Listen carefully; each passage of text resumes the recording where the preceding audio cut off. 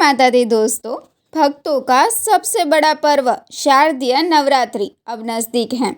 माँ दुर्गा की आराधना और शक्ति की उपासना का यह पावन अवसर हर वर्ष आश्विन मास में पूरे भारतवर्ष में धूमधाम से मनाया जाता है।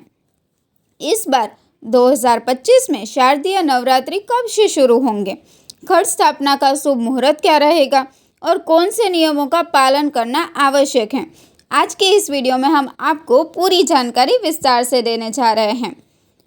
शारदीय नवरात्रि माता रानी की उपासना का महापर्व है। 9 दिनों तक माता दुर्गा के 9 स्वरूपों की पूजा की जाती है।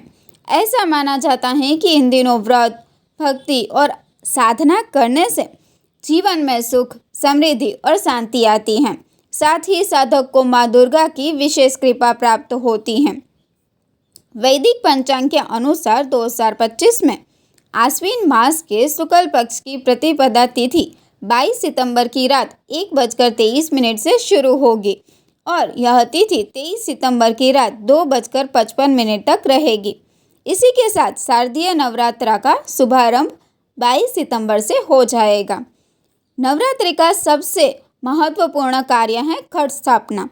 वर्ष 2025 में घट स्थापना का शुभ मुहूर्त 22 सितंबर की सुबह 6:09 से लेकर 8:06 तक रहेगा।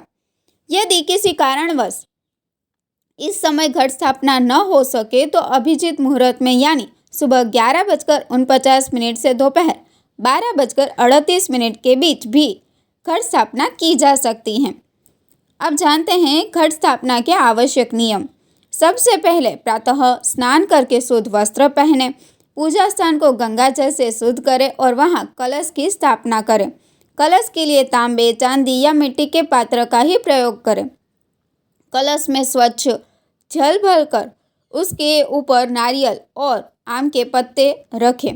दीप प्रज्वलित करें और माता रानी का ध्यान करते हुए व्रत का संकल्प लें। मान्यता है कि इस विधि से की गई घट स्थापना घर में सुख समृद्धि लाती हैं और माता की कृपा बनी रहती है। पूजा के बाद श्रद्धा अनुसार दान अवश्य करें, चाहे गरीबों को भोजन कराएं या मंदिरों में अर्पण करें। नवरात्रि के दिनों में हर जगह भक्ति और श्रद्धा का अद्भुत माहौल देखने को मिलता है।